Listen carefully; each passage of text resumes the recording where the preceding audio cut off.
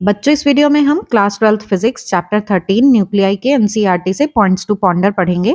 ये पॉइंट्स बच्चों किसी भी एग्जाम के लिए, कॉन्सेप्ट बिल्डिंग के लिए बहुत ही इंपॉर्टेंट होते हैं। आपको बाकी सभी चैप्टर्स के पॉइंट्स टू पॉन्डर की प्लेलिस्ट का लिंक डिस्क्रिप्शन में मिल जाएगा। तो चलिए फर्स्ट पॉइंट देखते हैं। The density of nuclear matter is independent of size of nucleus. अब न्यूक्लियर मैटर क्या होता है बच्चों? हाइपोथेटिकल सब्सटेंस होता है जिसमें कि प्रोटॉन्स और न्यूट्रॉन्स होते हैं, कोई इसकी बाउंड्रीज नहीं होती हैं।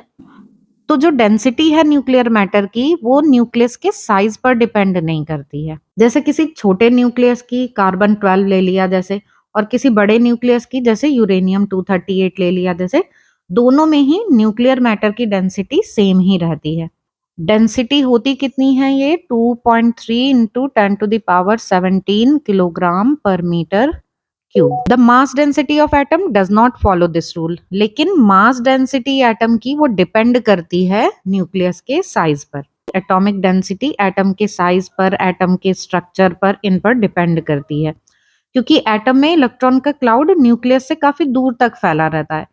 तो इलेक्ट्रॉन्स के नंबर में चेंज होने से डेंसिटी पे भी ओवरऑल इसका इफेक्ट पड़ता है। अगर एटम का साइज इंक्रीज हो रहा है तो डेंसिटी कम हो जाएगी। तो इस तरह से मास डेंसिटी ऑफ एटम वो न्यूक्लियस के साइज पर डिपेंड करती है, लेकिन न्यूक्लियर मैटर की डेंसिटी न्यूक्लियस के साइज से इंडिपेंडेंट होती है। तो आपको ये पॉइंट समझ में आ गया होगा। अब सेकेंड पॉइंट देखते हैं। The radius of nucleus determined by electron scattering is found to be slightly different from the determined by alpha particle scattering। बच्चों, जब न्यूक्लियस की रेडियस को इलेक्ट्रॉन स्कैटरिंग से मेजर करते हैं और जब अल्फा पार्टिकल स्कैटरिंग से मेजर करते हैं तो दोनों में थोड़ा सा डिफरेंस आता है। This is because electron scattering senses the charge distribution of nucleus, whereas alpha and similar particle sense nuclear matter। इसका रीजन क्या है? जब इलेक्ट्रॉन स्कैटरिंग से न्यूक्लियस का रेडियस मेजर करते हैं तो इलेक्ट्रॉन्स न्यूक्लियस के चार्ज डिस्ट्रीब्यूशन को सेंस करते हैं। इलेक्ट्रॉन्स नेगेटिवली चार्ज होते हैं और न्यूक्लियस में पॉजिटिव प्रोटॉन्स होते हैं। तो ये इलेक्ट्रॉन इन प्रोटॉन से इंटरेक्ट करते हैं। इससे न्यूक्लियस का साइज जो है ना, वो थोड़ा सा बड़ा मिलता है, स्लाइटली लार्जर रेडियस मिलती है। मीन्स इलेक्ट्रॉन केवल उन्हीं एरियाज को, उन्हीं रीजन्स को सेंस कर रहे हैं जहां पर प्रोटॉन्स डिस्ट्रीब्यूटेड होते हैं। लेकिन अल्फा पार्टिकल स्कैटरिंग में अल्फा पार्टिकल तो पॉजिटिवली चार्ज है, ये न्यूक्लियस के ओवरऑल न्यूक्लियर मैटर को सेंस करते हैं। ठीक है, आपको ये डिफरेंस समझ में आया कि इलेक्ट्रॉन्स जो हैं वो सेंस करते हैं चार्ज डिस्ट्रीब्यूशन को, लेकिन अल्फा पार्टिकल्स ये ओवरऑल न्यूक्लियर मैटर को सेंस करते हैं। अब थर्ड पॉइंट देखते हैं। After Einstein showed the equivalence of mass and energy E is equal to mc square, we cannot any longer speak of separation laws of conservation of mass, conservation of energy, but we have to speak a unified law of conservation of mass and energy। बच्चों, जब Einstein ने मास और energy के बीच ये equivalence relation को दिखाया, E is equal to mc square की form में, तो इसने हमारी अंडरस्टैंडिंग चेंज कर दी। कैसे चेंज कर दी? इससे पहले बात होती थी कि मास और एनर्जी अलग अलग हैं, लेकिन इस रिलेशन ने दोनों को एक दूसरे के साथ इनकन्वर्टिबल बता दिया कि मास को एनर्जी में कन्वर्ट कर सकते हैं, एनर्जी को मास में कन्वर्ट कर सकते हैं। तो इस प्रिंसिपल के बाद मास और एनर्जी के कंजर्वेशन के बारे में अलग अलग लॉज की बात नहीं कर सकते। अब हमें मास और एनर्जी कन्वर्जन का यूनिफाइड लॉ समझना होगा, जो दोनों को एक साथ जोड़ता है। यहाँ पे लिखा हुआ है ना, unified law of conservation of mass and energy.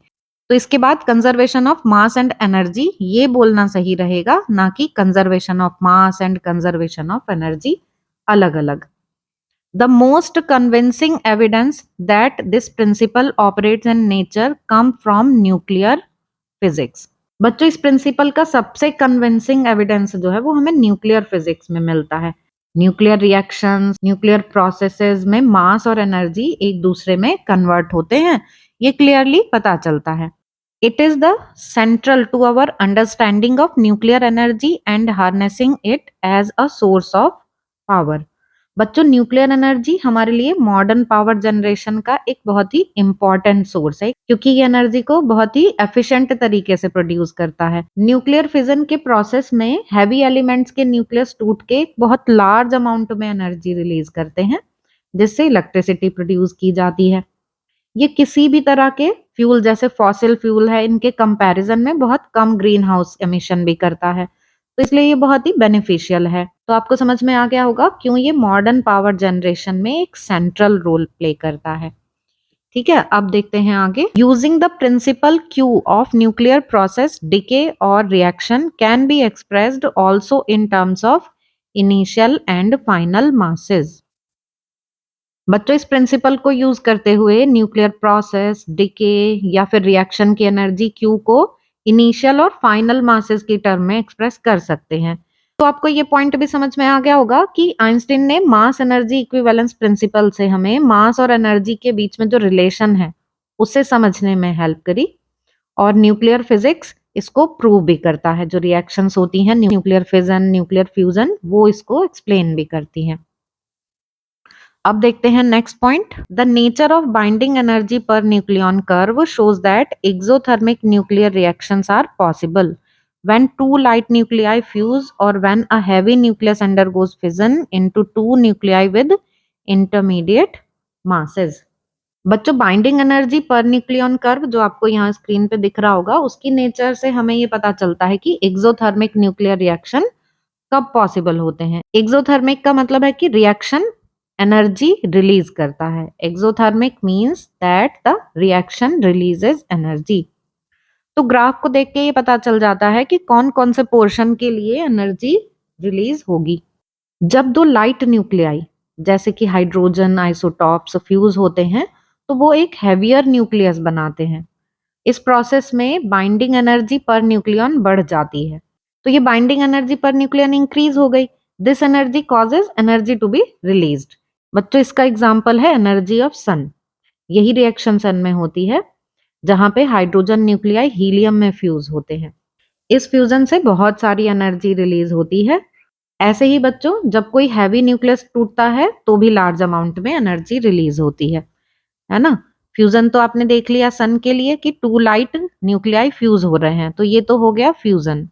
When a heavy nucleus undergoes fission, fission के प्रोसेस में क्या होता है, हैवी एलिमेंट्स के न्यूक्लियस ये टूट जाते हैं और लार्ज अमाउंट में एनर्जी प्रोड्यूस करते हैं। तो इस केस में भी बाइंडिंग एनर्जी पर न्यूक्लियन बढ़ जाती है। तो चाहे फ्यूजन हो या फिर फिजन हो, दोनों में ही बाइंडिंग एनर्जी इंक्रीज हो जाती है और दोनों ही प्रोसेस में लार्ज अमाउंट में एनर्जी रिलीज होती है। तो इस तरह से बच्चों ये जो बाइंडिंग एनर्जी पर न्यूक्लियन का कर्व है, इससे हमें न्यूक्लियर रिएक्शंस की एफिशिएंसी और एनर्जी रिलीज का आइडिया मिलता है। तो आपको ये पॉइंट भी समझ में आ गया होगा बच्चों। हमने ये 1 से लेकर 4 तक के पॉइंट्स कर लिए हैं। इससे आगे के पॉइंट्स ये 5, 6, 7, 8 हम नेक्स्ट वीडियो में देखेंगे। यहाँ तक आपको कोई भी डाउट्स हो तो आप कमेंट सेक्शन में पूछ सकते हैं।